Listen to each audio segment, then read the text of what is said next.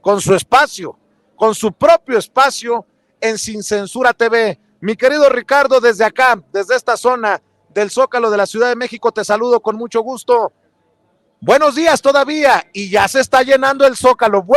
Escuche bien lo que dije. Buenos días todavía y ya se está llenando el Zócalo. Mi querido Ricardo. Querido Vicente, público memorioso, buen día también para ti. Y sí, pues es muy importante este evento del 85 aniversario de la expropiación petrolera. Hay que hacer memoria. En este país lo que se necesita es pensar, en este país lo que se necesita es reflexionar, en este país lo que se necesita es clases de historia, y esas clases las está impartiendo para enojo de la oposición el presidente López Obrador al hacer memoria histórica de todos estos eventos que han ocurrido a lo largo y ancho de la historia de este país. La expropiación petrolera, sin más cuentos, sin más eufemismos, como mucha gente sabe, fue una de las decisiones más completas y más complejas de Lázaro Cárdenas, ya que antes de la nacionalización del petróleo, algunos llamarían la estatización, muchas de las compañías extranjeras abusaban y explotaban a México por el llamado oro negro. Y como muchas personas recordarán, hubo bastantes compañías extranjeras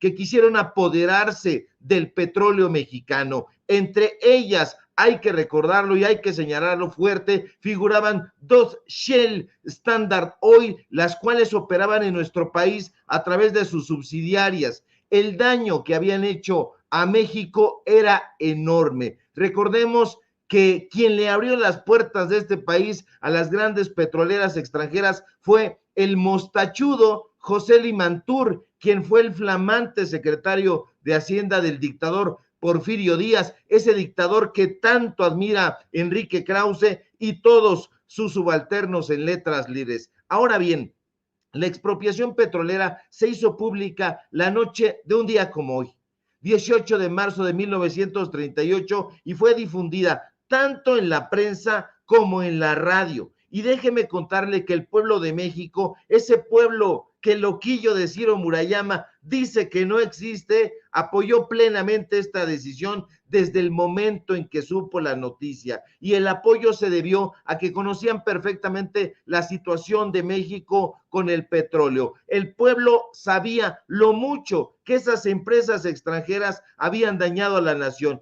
Es importante, querido Vicente, público memorioso, destacar que hubo dos grandes marchas, aquí mismo, por cierto, en la Ciudad de México, en las cuales se manifestó tajantemente el respaldo, el gran respaldo de los mexicanos y las mexicanas. Le cuento que la primera de estas marchas fue la del 23 de marzo, a la que asistieron cerca de 100,000 personas, y poco después la del 12 de abril, que se llevó a cabo, que partió del Palacio de Bellas Artes y que, por cierto, tuvo como evento principal la participación de mujeres de todos los sectores sociales, muy diferentes a esas mujeres como Lía Limón, Sandra Cuevas, Lili Telles, no, otro tipo de mujeres. Estas mujeres, hay que decirlo con orgullo, porque de eso poco se habla, estuvieron dispuestas incluso a cooperar para pagar la deuda que se tenía con las compañías petroleras. Ya no querían que México arrastrara con esa tara. Esas mujeres valientes y arrojadas merecen una mención aparte en la historia, no solo de la expropiación petrolera, sino de México.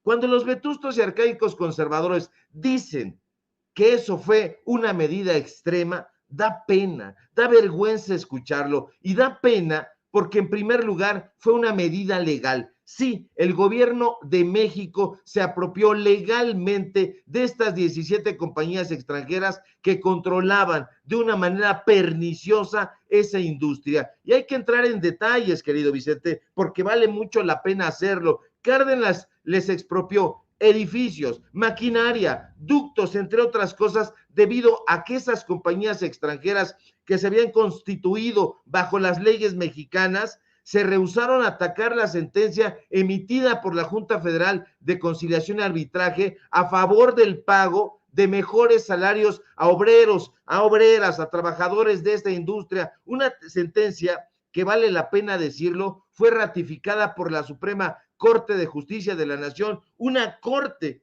que no se parece nada a esta que hoy malpreside la ministra Norma Piña. Y déjeme decirle que Cárdenas, en su mensaje a la nación, que seguramente usted ha escuchado en los últimos días de manera recurrente, y si no lo ha hecho, hágalo. En ese mensaje, Cárdenas deja claro que conforme a la situación del país, de la industria y de los trabajadores, no existía opción, no, y no la había de verdad. Y como siempre, la reacción de algunos países extranjeros fue hostil ante la medida. Ya conoce a los injerencistas. La expropiación fue duramente criticada. Y fíjese usted, qué curioso, que en Estados Unidos el presidente Franklin Delano Roosevelt sí reconoció el derecho de México a expropiar las propiedades petroleras y aceptó el pago por indemnización a través de una política de buena vecindad, evitando alguna intervención italiana o alemana, porque hasta los italianos y los alemanes querían meter su cuchara. Y eso es, desde mi punto de vista, lo más relevante, lo más importante, la conciencia del daño que esas petroleras extranjeras le estaban haciendo a México. Desde luego, querido Vicente, público memorioso, la expropiación petrolera marcó un hito en la historia de México, ya que dio pie a lo que estamos viviendo hoy,